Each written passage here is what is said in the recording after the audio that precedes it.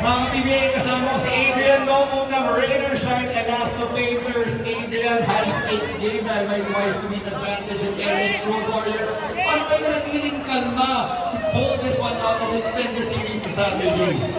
Ayun na, talagang sumunod lang kami sa gusto mangyari ng mga orkis na mawala mo na pala. Adrian, anong message mo sa bayan ng ROS, especially given the do-or-die game sa Sabado? Ayun na, maraming salamat sa sumusuporta sa Rainer Shine, sa asawa ko, sa anak ko, sa mga trabaho nila ng Philippines, Danny. Ayun, sana supportan niyo pa rin kami sa game 2. Alright, maraming salamat and congratulations sa Adrian.